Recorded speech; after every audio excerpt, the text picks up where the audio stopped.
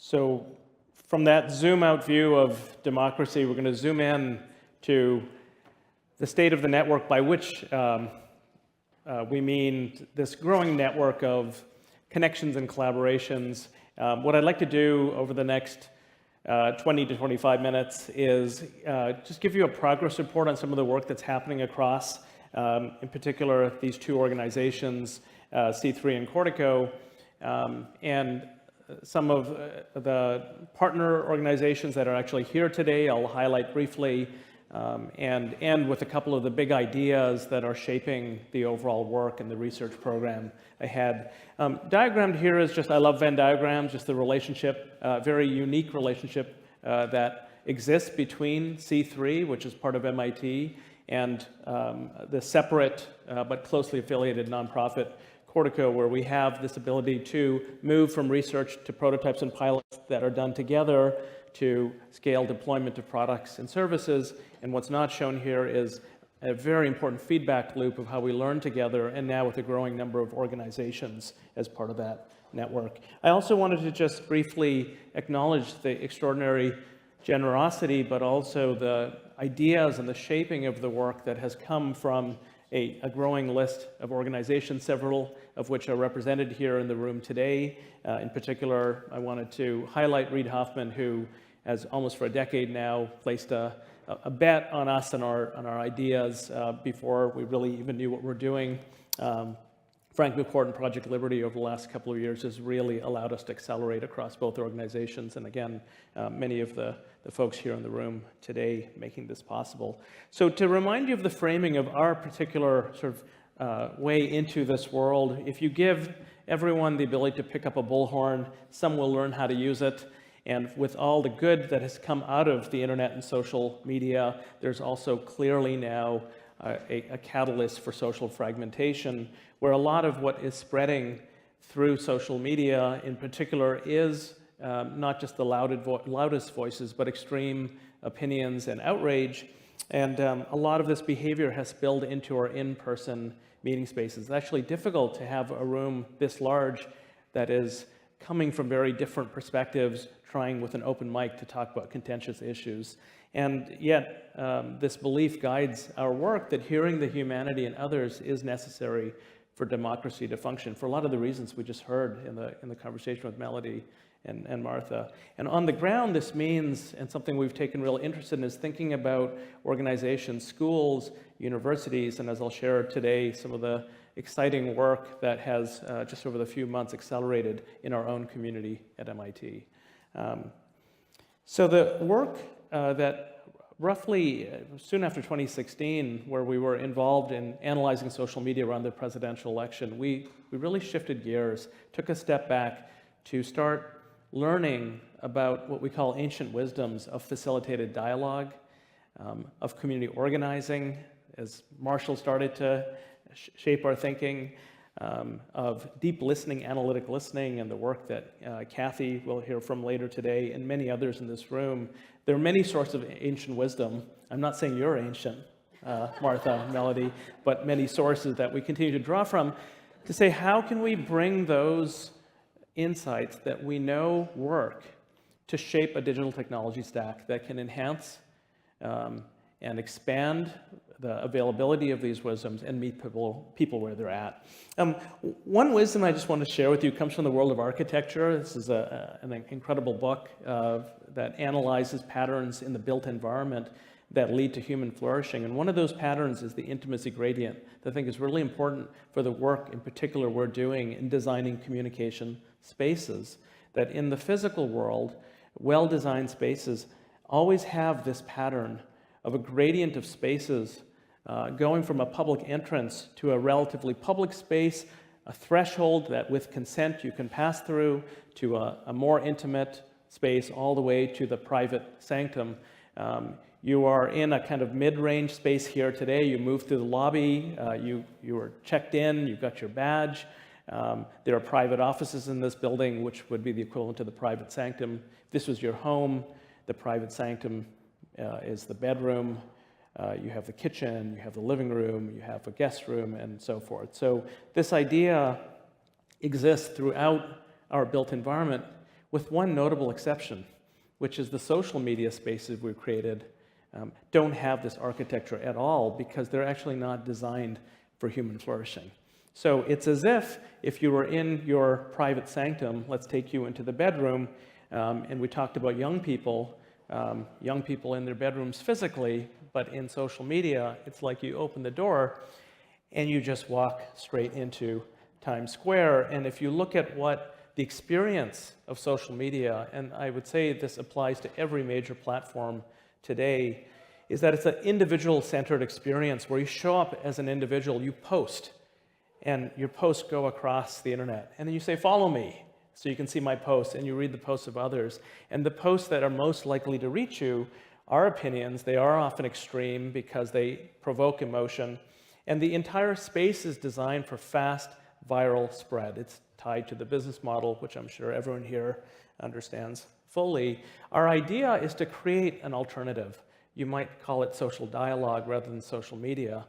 You start not as an individual posting to humanity, but instead in a small group where the members of that group and that live conversation, that dialogue, actually immediately affects how we behave. Of course, it depends who's in the group, how it's structured. It can go in many different directions, so design and dialogue matter. We have really placed a bet, drawing from some of these ancient wisdoms of the value of starting with experiences before moving to opinions and debate to actually strengthen the social fabric. And a phrase that we learned from one of our community partners, actually in Appleton, Wisconsin, how fast should your voice move through a communication space? The speed of trust, which if trust is low, that's a slow setting. When trust builds, things can actually move fast. So it's a consent-based idea. So if we go back to our fractured landscape, what this looks like, and you saw this earlier this morning, the circle of trust, the design of conversation prompts that lead people with a human facilitator to share authentically, and often they are stories, they're personal experiences. And the role of technology then that we've been exploring over years now, one function is to allow what we call cross-pollination. A very simple piece of technology at the root, just playing back voice of another. You heard some this morning. But when two groups don't trust one another, where they don't feel they have much in common, we find that people are much more willing to share in that small circle of trust, and then, if they can reflect on it, give consent and allow their voice to move between groups. And we have seen the power of this even in our own work recently at MIT. And as you saw already, when you have larger numbers of conversations, we have invested a lot of effort, and you're going to see some of this in the open house today, to build tools and methods for what we call sense-making, finding themes or connections across people's stories and experiences. And again, with the right consent architecture to make those connections visible and audible to the people who participated, and to the community beyond. We did that this morning for this community. It could go all the way to much larger communities and even into the public sphere entirely. There's a lot of different pieces of research, and then through this relationship with Cortico, a platform that is being developed and has been deployed, and you'll have a chance to get hands-on demos with a lot of this. So I'll just say briefly, we have been developing different ways to enable small group recorded conversations, both in person and online. Technologies and kind of design for controlling the consent of what happens with those recordings, and the ability to do this kind of sense-making, where a lot of our effort is to continue to simplify and make more inclusive who can participate in this very important kind of making sense of patterns. And then experimenting with various ways to bring the patterns of experience, patterns of voice, into ways to share back and create engaging experiences. We would love to hear feedback. You're going to hear more medleys throughout the day, weaving through the workshops all the way into the evening. We'd love to hear what you think of that. And importantly, finding ways to bring voice into decision-making in new ways. So I had to update this slide this morning because I was talking to Alex Kelly-Berman. Where is Alex? Is she in the room? Hey, Alex. I for a long time, had a slide saying that now, through the work of Cortico, we have reached over 100 partner organizations around the world, and Alex said you need to update that number. We've crossed 150 organizations, which is really just I think a remarkable achievement of the Cortico team. There's some areas of kind of energy around local governments that are seeking new ways to engage underheard voices. And let me just unpack underheard for a minute. Even if you do create public forums with open mics, just like social media, there are similar dynamics of creating a space where performance is expected. You have 3 minutes, take the mic and go. And the difference between that and having small community-led conversations where the conversations can bubble up and where there is not that same performance. And even if your voice is not heard by some distant decision maker, they're heard by others in that small group, and there's value in and of itself. Youth-centered organizations, and we'll be hearing from some organizations later throughout the day, and some emerging areas, including local journalism and universities, including the work that I want to go into a little depth in a few minutes. Just four examples of partner organizations that are actually all here in the room this morning, and in a few minutes will be showing us their work that they've been doing.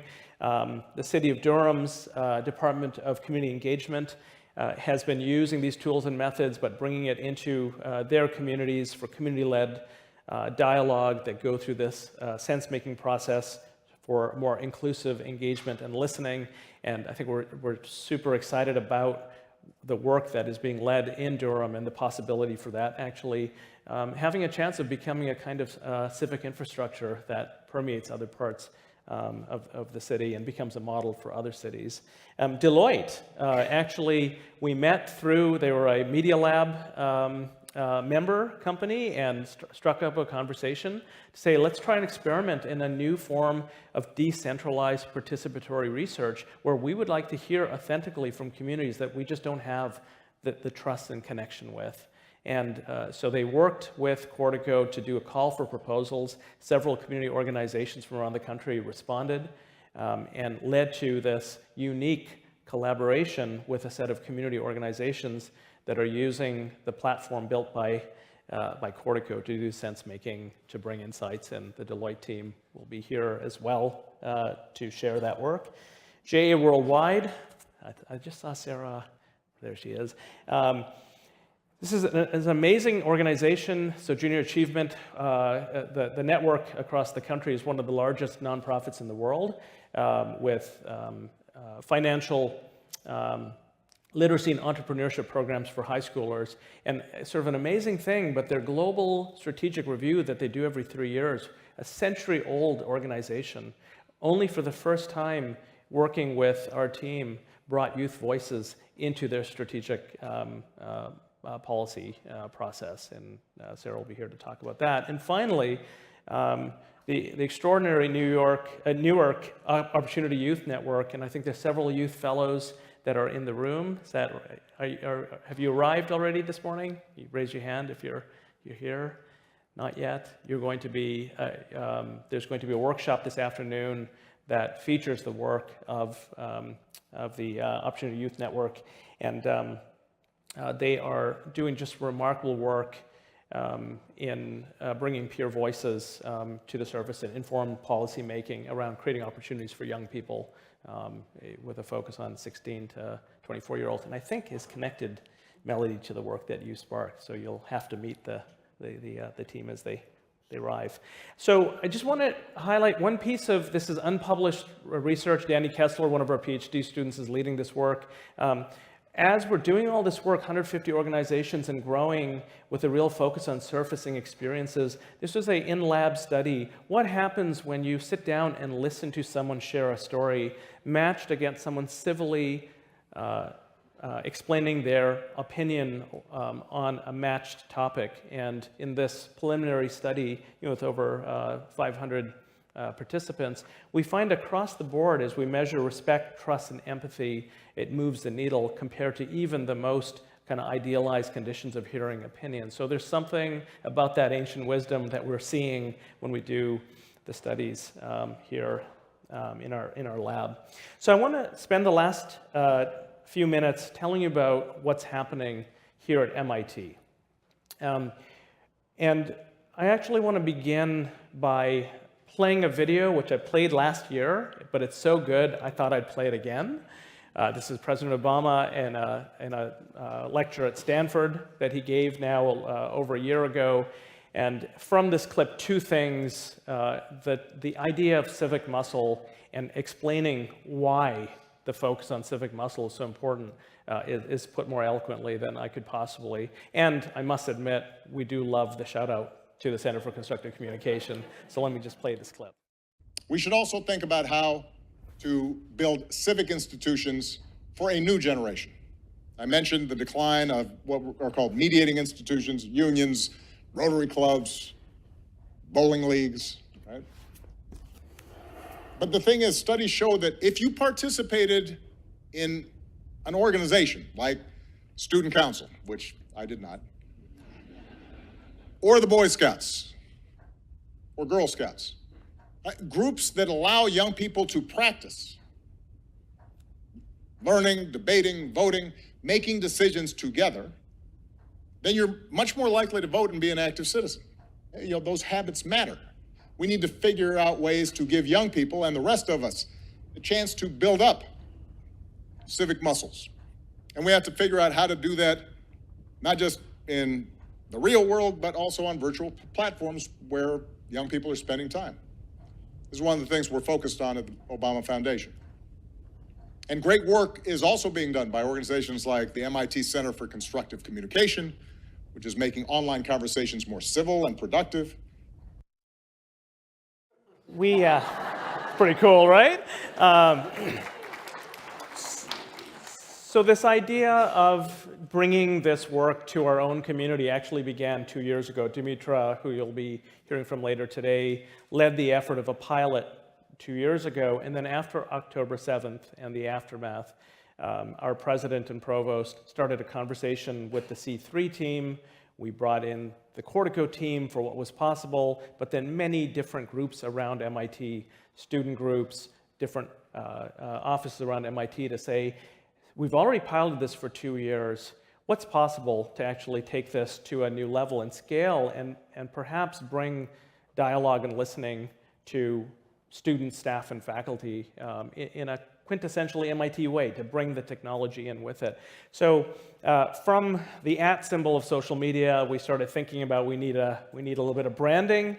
And so this program, which already had the name Real Talk at MIT, we will be, over the summer, really scrambling to start postering the halls and saying there's a new option for communication beyond dorm spam and Slack and going out into the ether and social media. There shall be swag for those who engage. There is a plan we are working on. We have a very important new member of our team, Elena Sapora. Do you want to wave? Who has joined our team and will be leading the Real Talk program development and implementation. Very important part of the work is to develop certification, so training workshops, and really take those civic muscle and create spaces where you can practice and build them, and then actually get credit for doing so, and how that works into the MIT sort of system as a whole remains to be a kind of a work in progress that we'll be collaborating with many. Our scramble currently, just to give you a sense of what's happening in real time, is we have an opportunity, the Office of First Years, that runs the orientation program for MIT's incoming first-year students. We have 1,100 first-year students arriving in late August, and they have added, and so there's a set of orientation leaders, 80 orientation leaders that are upper-year undergraduate students, and they will all be trained in the Real Talk program, and they will in turn onboard as many of the 1,100 first-year students as possible, literally on registration day. We call that Day of Dialogue, and coming out of that are opportunities to create listening events and various other opportunities to weave the voices of the community into our campus. Just to give you a sense of what will the Day of Dialogue look like, it's actually, we're expecting in-person small group conversations. Imagine this is a upper year orientation leader with 5 or 6 first-year students just as they're arriving. And the conversation leader will use the Fora mobile app to check into the conversation, and then we haven't actually designed the prompts, is one of the things that Elena is working with various parts of MIT, but imagine a question along the lines just to open up the conversation. What is a value that brought you to MIT? What's a story? It could be from your childhood, and I think about the conversations I've had with Marshall and going back and sort of thinking about experiences that we had that relate to our values, to just open up a conversation based on why you're here. And after the conversation's over, the conversation leader will direct everyone back to the app where they will find a diarized transcript of the conversation they just had. So these 6 people would all see this. They could then be led through an active listening exercise of reflect on some stories you heard just from this conversation that you think others might take interest in hearing. And when they go to create the equivalent of a social media post, it's actually not a post. It's not an individual just posting out into the network. It's actually reflecting on and lifting up something from that small group conversation. But when they go to share it so that others can hear it, whoever's voice is in that highlight gives consent. So just introducing some of the key ideas of the technology that can extend the small group conversation. And then if they get consent, it's posted in a forum, you scroll up, and actually as part of this onboarding 90-minute experience, some exploration of other stories. And we've all been in contexts where you have breakout groups, you have amazing conversations, and then you wonder what happened in that other group. So just getting a sense that actually with consent, it's possible to learn and find those connections. And then after that session's over, the app is designed to allow conversations to continue and for people to organize their own. So it's a kind of, that's as far as we've sketched out, and as the idea of jumping off the cliff and building the airplane on the way down is very much what we, not just C3 and Cortico, but many of our colleagues, some of whom are here today from MIT, we're going to work out. I got a 5-minute there and then a 5-minute here. I'm going to take that 5-minute rather than that 5. Oh, no, then Dennis is, okay, well, I'll meet you in the middle. I think I'm almost done. So I want to just end by sharing kind of 2 big ideas that are coming out of this work. The one is that there really is an architecture, we believe, for a new kind of social network. This is an incomplete blueprint.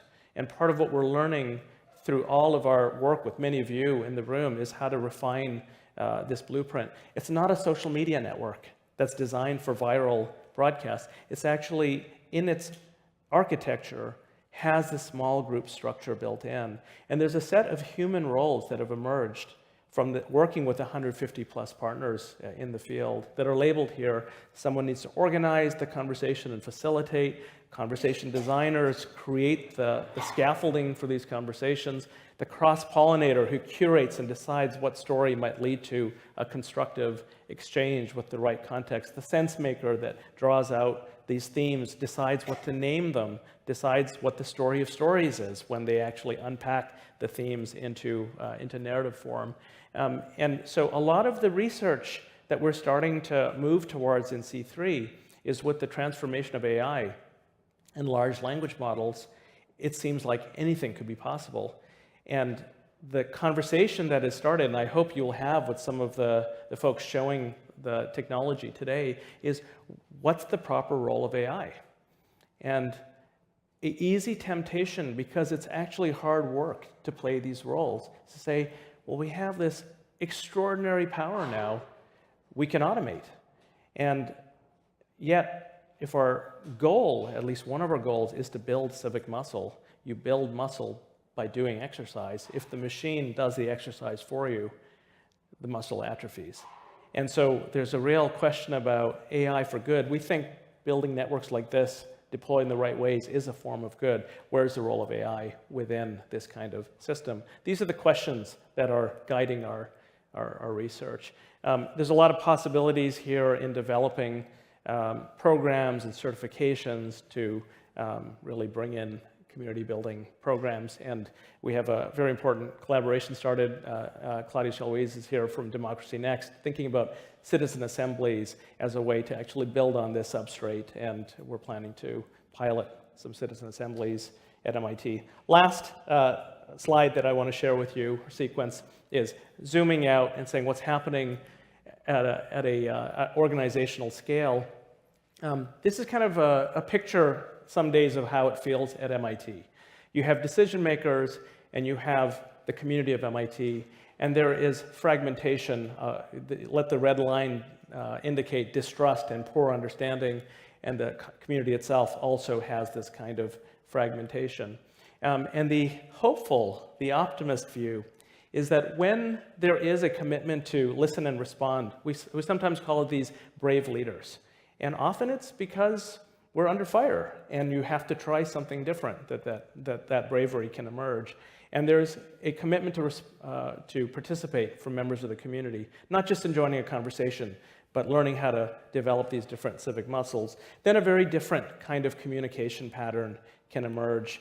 And the belief is that this is a way for people in the community to have opportunities to build civic muscle, to engage in community building and deliberation, and as a byproduct, because of the nature of the network and what moves through, that empathy, respect, trust, social fabric can actually be strengthened. And meanwhile, for decision makers, a new set of opportunities in engaging in demonstrable listening, responsive decision making. This is where deliberative processes really become important. With the theory that we'd like to learn how to measure, that the legitimacy and trust in the decisions made and the decision makers can increase. If all these come together, we kind of encapsulate in this concept of MIT taking steps towards becoming a listening organization. And that's all just the story within one organization. There are people from many different universities here, Melody, Martha, and others, Lisa. Where we really see the power of this is if we can grow the network. And so take this slide as an invitation to imagine some modest pilot. What if we did this in several different organizations, and we actually had sense making across our communities, and we also had the ability to learn what's working and what's not between our organizations. Then we can actually catalyze network effects, and every organization that joins that network gains more than the previous. This is my last slide. This is a concept that's guiding work. Robert Wood Johnson Foundation is here today. They're supporting the first real concerted effort to do this that Dimitra Kupalu is leading with 14 community organizations in Boston to create this kind of network within the city of Boston. And the Knight Foundation is supporting us to do a similar experiment with a cohort of around, I think, 10 to 12 local newsrooms around the country, again, to create this kind of a network, to see if the connections actually can create a more sustainable and scalable approach. And with that, I end my State of the Network remarks and would like to invite you to the open house. And you might have noticed some people quietly left the room a few minutes ago because they're starting up their demos. We have organized the open house, which is one floor down, into 3 areas. Inside the lab, through the glass doors, is the exploratory research section, and then translational research, where we're prototyping and piloting, and then deployment and practice by Cortico and partner organizations that are all here with us today. So you will see some demos in analyzing large-scale media and social media ecosystems, LLMs have definitely taken over a large part of our kind of explorations as we're looking at various ways to probe large language models in terms of their biases and properties that matter for the work we're doing. And we're starting to build very powerful early prototypes of different tools designed to foster constructive communication. You can get a sneak peek at Analogia, but if you're wondering what the round disk on all of your tables are, you shall be playing a game called Analogia, designed by one of our graduate students, Cassie Lee. She'll explain how that works, but you can get a sense of the research behind it. We have some amazing data visualizations and audio experiences, including with Collective Echoes, your own voices. So I definitely encourage you to go check some of those out, early work in using data analysis and visualization to support citizen assemblies, and some supercharged search capabilities applied to voice data are in the translational research. Cortico will be showing the Fora platform and some soon to be rolled out AI-assisted features. A lot of the conversations about what's the proper role of AI have been sparked by this pilot work that happened at MIT that's getting ready to get made available at scale to partners. We have our 4 partner organizations that I have already mentioned. And then a surprise addition at the last minute, Oren Etzioni, who's one of our fireside chatters, said, "Can I demo?" And we're like, that would be amazing. So truemedia.org is an effort to use AI to combat deepfakes. There's a story that some of you might have seen in the New York Times about this that just launched about a month ago, and that will be our last demo. So it is on the 5th floor. We have the balance of 2 hours, so please stretch your legs. There should be refreshments in the back. You can take the elevator or the stairs down 1 floor. And one more reminder, please check out the workshops, and if you haven't yet, sign up for the workshop that you're interested in. This will just help us figure out which rooms to put which of the workshops as we transition in the afternoon to that session. With that, thank you so much for your attention, and happy open housing. Thank you.